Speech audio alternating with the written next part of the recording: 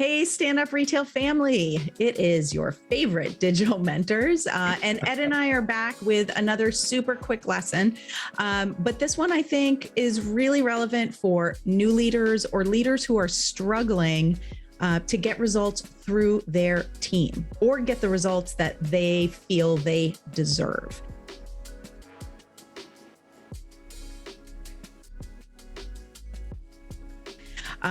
It's a lesson that all leaders learn. I'll just put it that way.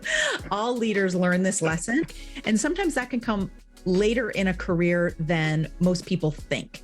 Today, what we're going to do is we're going to teach you one step in how you can maximize your results through your team, whether you are a brand new leader or new to a role or location or company, or if you are struggling to get the results that you feel that you deserve or that you'd like to see.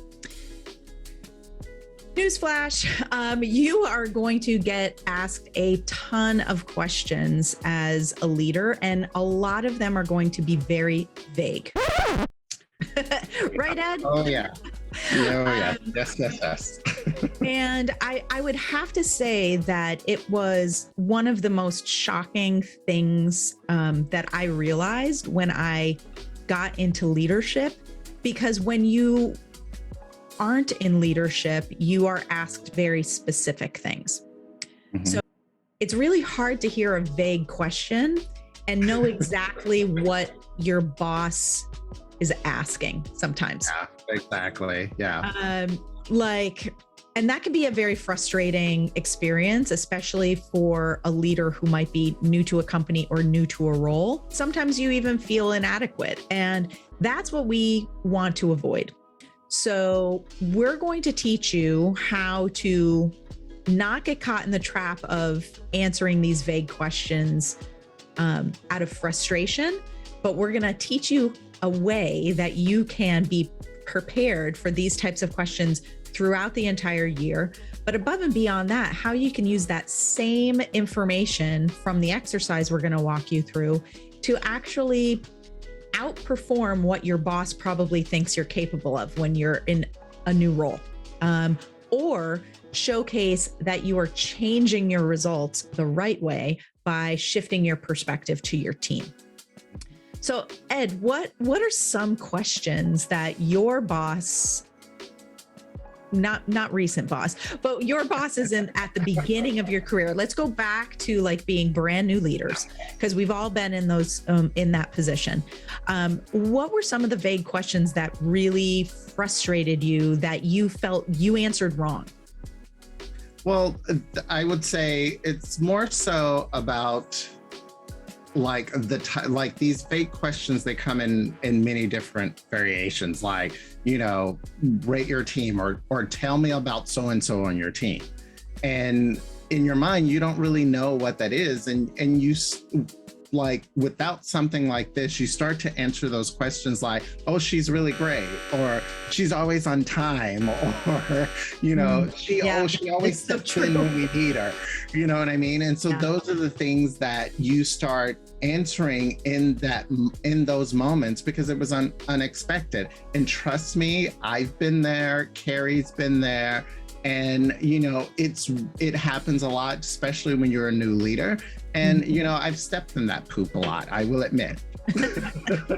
We all step in that poop. Exactly. So, what I would love to hear from new leaders or struggling leaders that have fallen into this trap. Give me down in the comments, list some of the questions that you've been asked.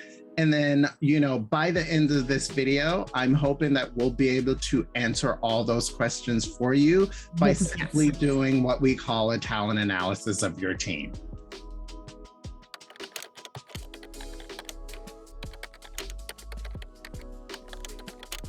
So we're going to teach you how to do a Freeform, on-the-fly team talent analysis today.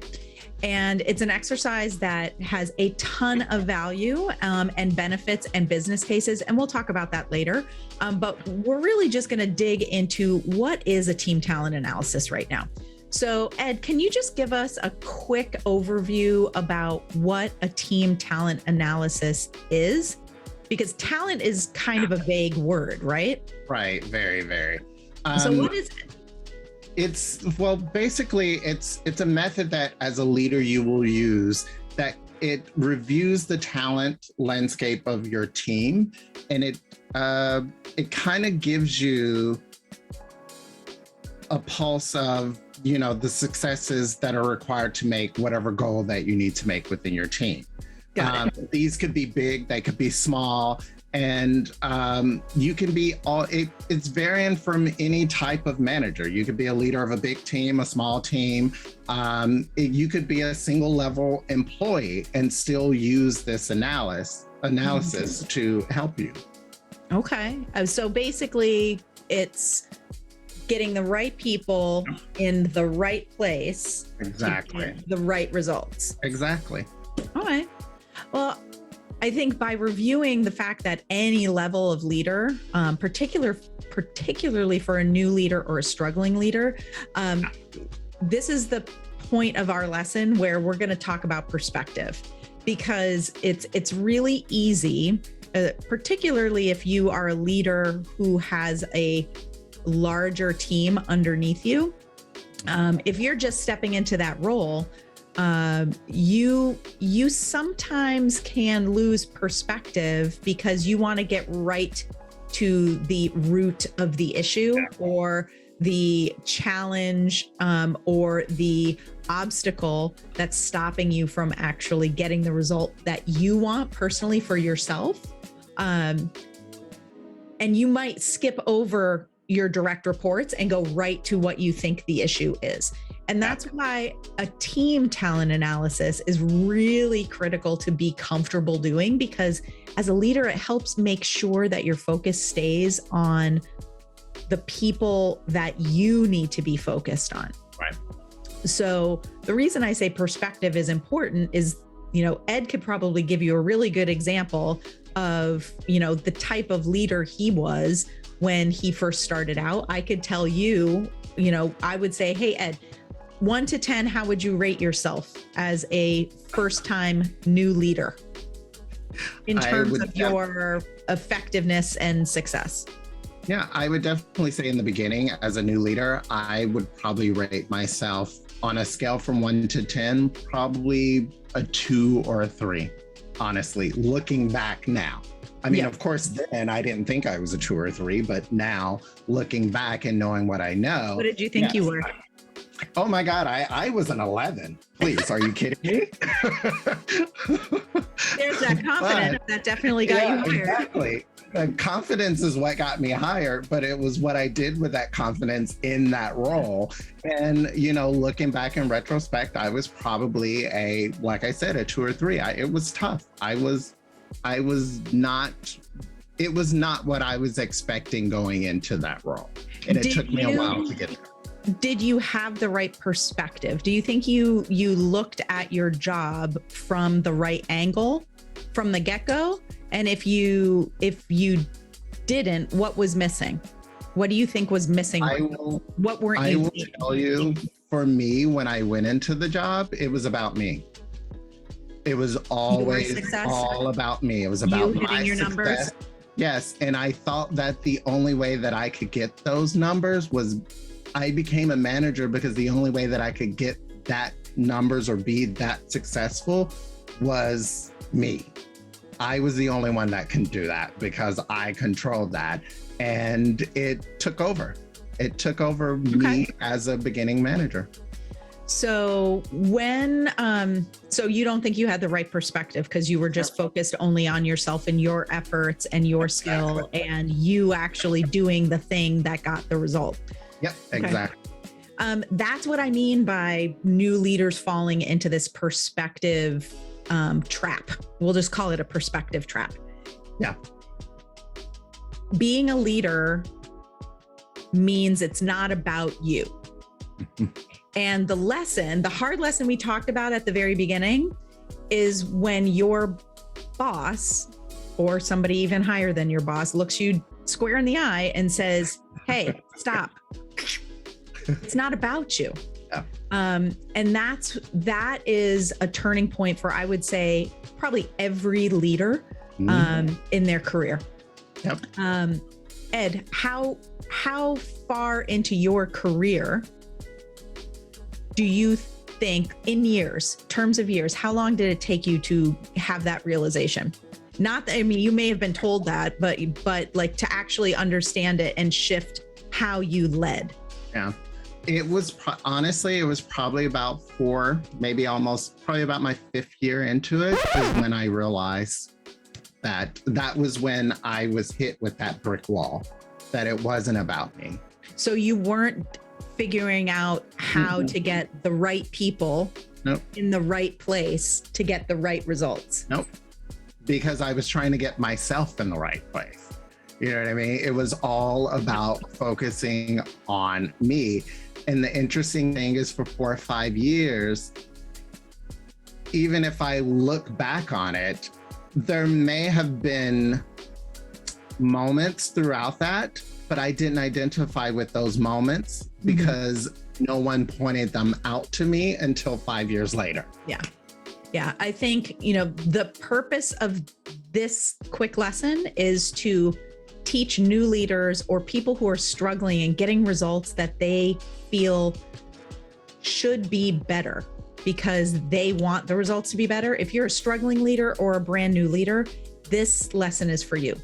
This lesson is going to teach you how to shift your perspective to where it needs to be and give you a quick exercise about how you can analyze the people you lead to structure it for success for them. And because their success builds up to your success. Right. Exactly.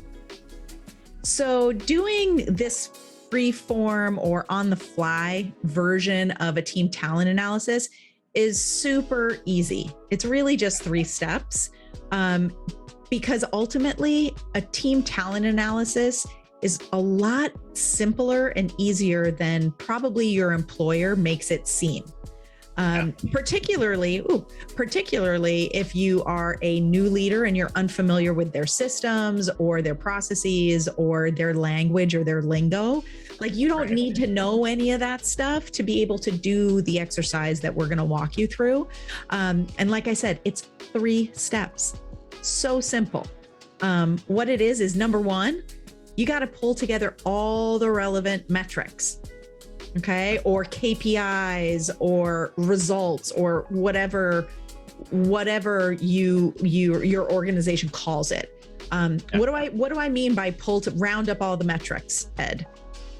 So those are things that you're going to pull together, like you said, whatever's relevant within the organization. These are things that are measurable. These are things that are going to be like, sales plans, if there's a customer service scoring or things like that. These are those clients, things. like added, like things like that. New clients, client volume, client dollar. These are things that your organization use on a day-to-day. This is data that is actually given to you. You are just going to lay that out, however you said, either on a spreadsheet, an Excel spreadsheet, or even on a piece of paper where you list your employees and you write these relevant metrics down. And these are metrics that either someone is making or not making.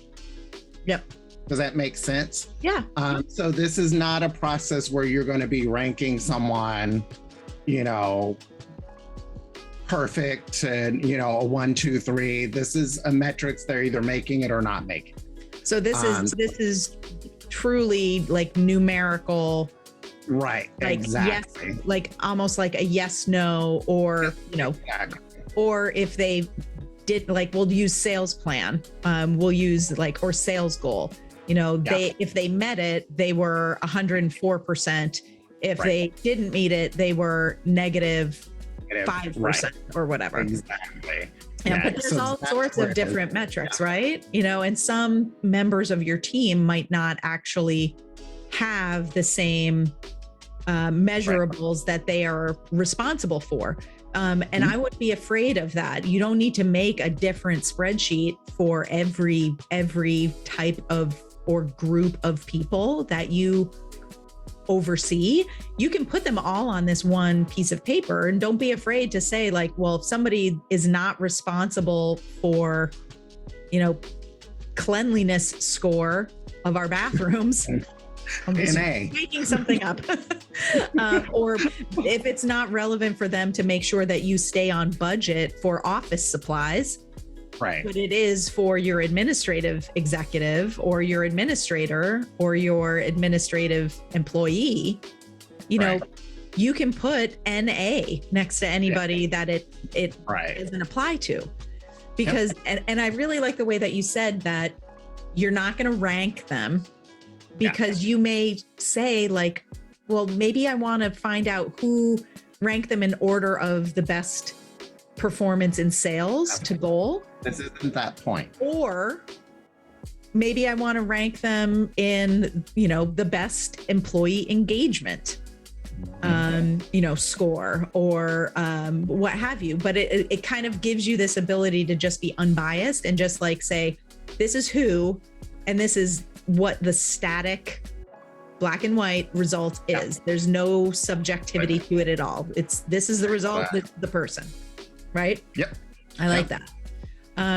The second thing you're going to do is you're going to create another form, but that form is going to have their skills on it, or the skills that your company looks for or measures, if there are specific measurables, or if there are certain requirements within a role. And you're going to list those. Again, very unbiased, very black or white, like they either have it or they don't.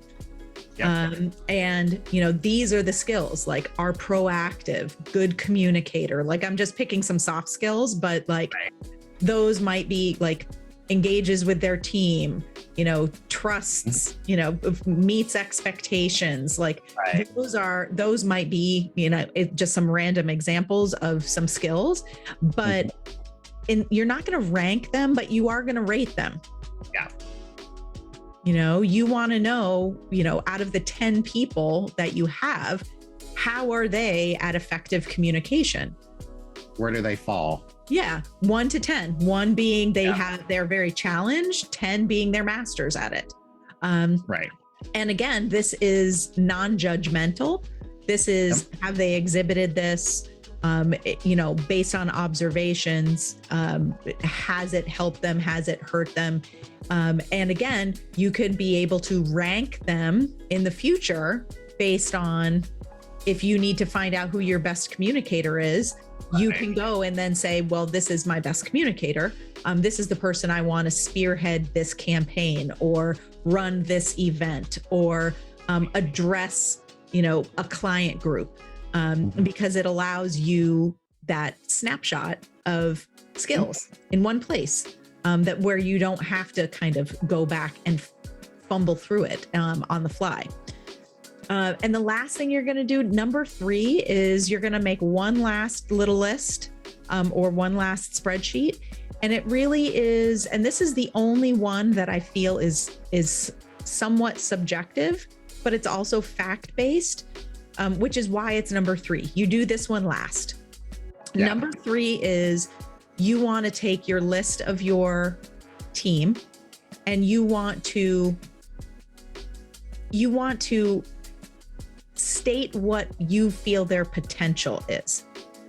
Either their potential in their role, their potential for advancement, their potential within the company. And potential is very subjective if you do not have data to back it up. Yeah. Exactly. When you have the results and all the metrics and you see what they're capable of, and then you actually have an assessment of what their skill level is and what their proficiencies are, you can make a fairly educated, I wouldn't even say guess, but prediction about a person's potential, particularly within an organization that you have started working for and you've learned the culture of. So that's why this one's last. Yeah. And it helps by doing those other two steps first, it helps remove the bias or the subjectivity that sometimes creeps into these. Oh, she was promoted because she's your favorite. Right. This removes that favoritism or minimizes that favoritism because you actually have the data and the skill assessment to actually back up your potential prediction. Mm-hmm. And you also want to know what those people on your team want to do with their career. Yeah, that's and the important part. Yeah, Yes. this is why, once you see all of the data and you've done all those first two steps, and then you've also seen what their potential is, you want to see if does that match up with what they're looking for out of their employment with your organization or their career hopes and dreams.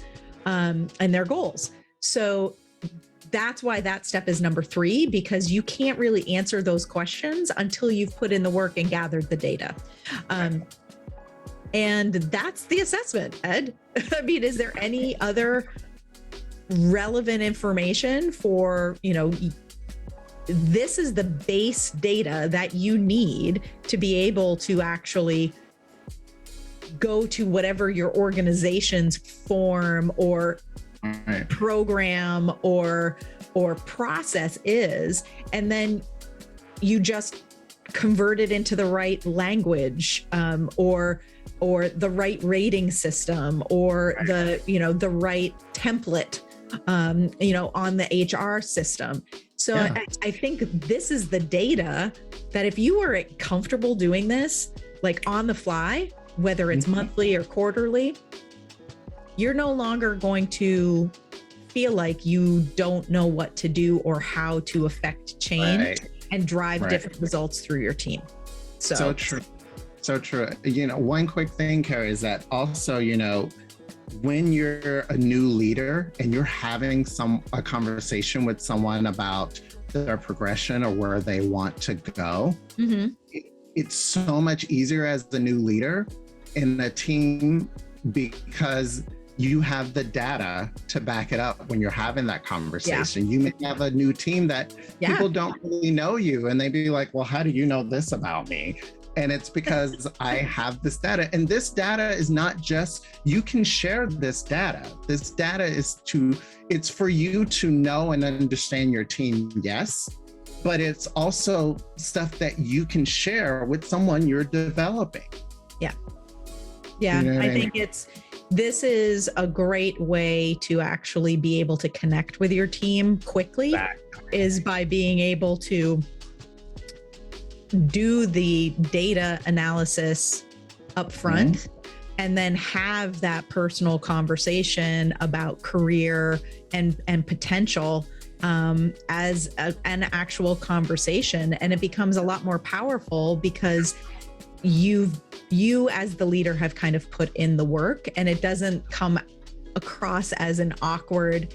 So I'm having conversations with everybody that I, on my team, so I can get to know you, and it becomes a little less awkward when you go into that and say, you know what, I see that you're really strong in these 3 metrics, and like when I look at the skills that you have, these are your strengths, and that really drives this. Like, how do you see yourself progressing in your career?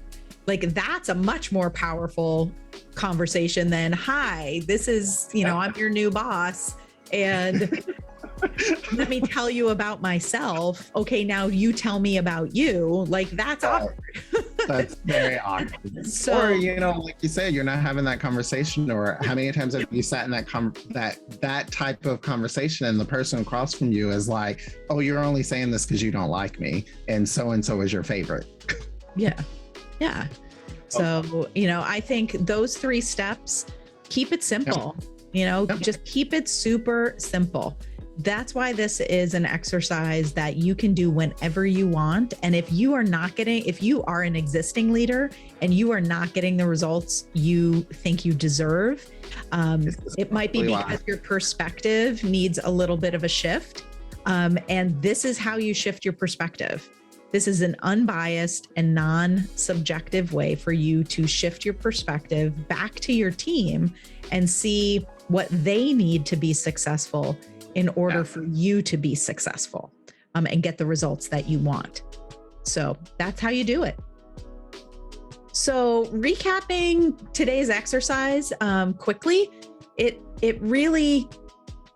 really a lot more simple than your company lets on. It's not that complicated.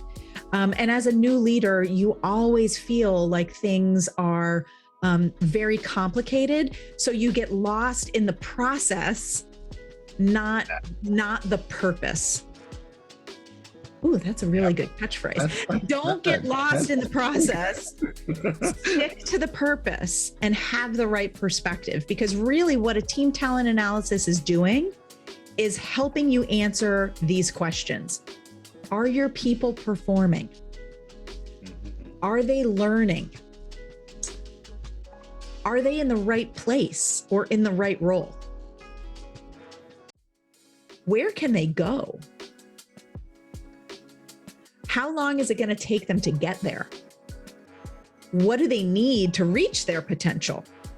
And this is what we walked you through, those 3 steps that we just talked about. That is an on-the-fly, free-form way for you to get those answers and have those answers at the ready. Right. If those types of questions ever come up.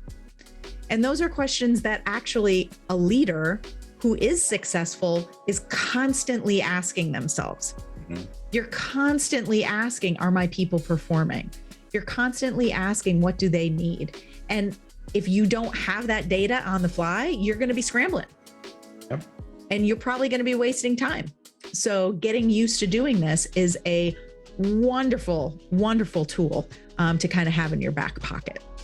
Ed, just remind us again, as a new leader or a struggling leader, what are 3 big reasons why doing something like this is helpful?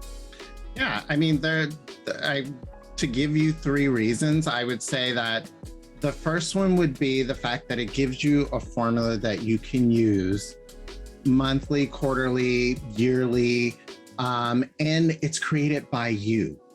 You understand it, it makes sense to you, and you've created this. So it's not necessarily an organizational tool that's been passed on to you and you have to fill out. It doesn't become a thing to do. It's something that you have created yourself. I think that's really important. Habit. It's more of a habit that you've created to build, to keep your perspective and to make sure that you have, like you said earlier, your finger on the pulse.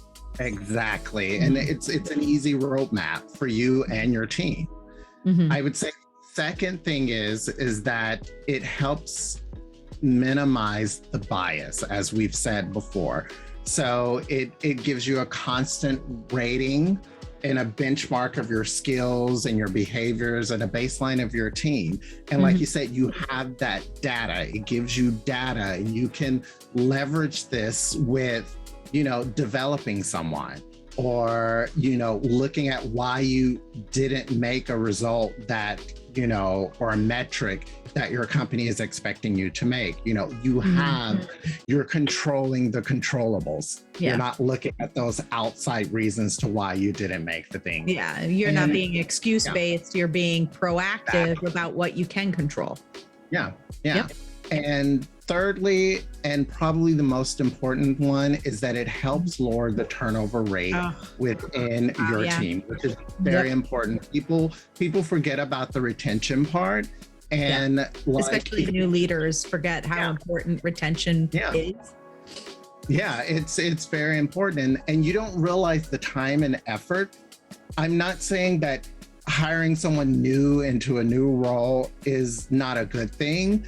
But what you don't realize is the time and effort it takes to bring a new person in, to train that person, to bring that person up to the level of where this team is, you develop them.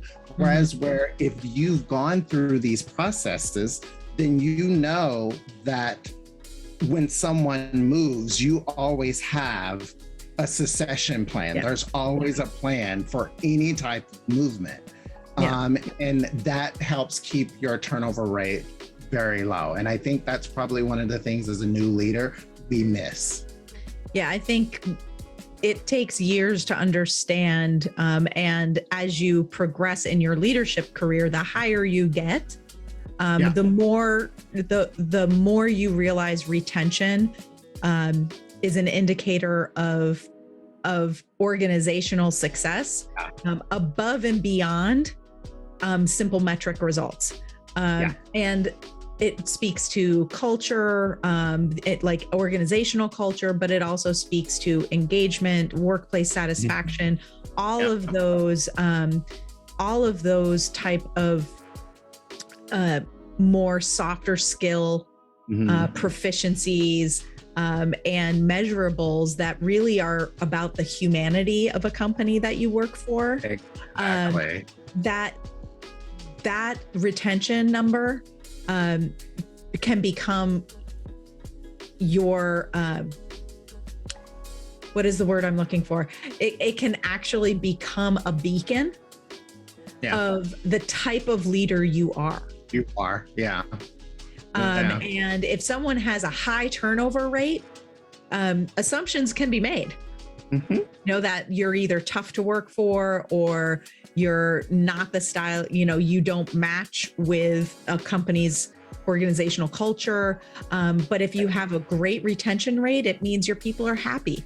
And if you're getting results, if you have a high retention rate and you're not getting results, then, it might mean something else. But, I think understanding that, keeping your finger on the pulse and truly helping get the right people in the right place for the right result drives retention and lowers cost. It's a higher level of thinking than most new leaders have. Understanding that from the get-go is really, really key. I mean, I would say, in closing, really being able to do this type of a simple on-the-fly exercise with those 3 steps, building your own little spreadsheet or way that you organize the data so you can quickly do this, whether it's monthly or quarterly, is a fabulous way to learn a lesson that most leaders don't learn until later in their career. And it's usually after a bad review or a tough conversation with your supervisor, where you are left feeling frustrated or angry or inadequate or questioning your ability. Like, learning how to do this now early in your career or to change your results quickly is an indispensable lesson. And one that I personally wish somebody had taught me earlier in my career, because I think I would have gotten quicker success and moved and progressed my career faster had I known what we taught today. Because it's a way to keep perspective, it's a way to reduce and minimize bias in the workplace. It's a way to reduce your turnover, but above and beyond that, it's a way to connect with your team and make sure your focus is on them to get the right people in the right place for the right result. And that is ultimately what a leader is somebody who guides people to bring the most value and become the hero of their own story. It's not about you being the hero when you're a leader. It's about you being the guide. And we forget that, we forget that very, very quickly because we become metric driven. I don't want to say monsters, but we become very metric driven. And we lose the perspective about who it's really about. It's not about us. It's about them. There you go. In closing, this is Carrie and Ed from Stand Up Retail with a quick lesson on how you can do a short on-the-fly team talent analysis. We gave you the what, the why, the how. And this is particularly geared towards new leaders or leaders who are struggling. So if this video helped you, hit us up in the comments below. We asked a couple for some questions to be dropped down there as well. And we're going to get right back to those and make sure that we answer all of them. And see you next time from Stand Up Retail. Bye, guys.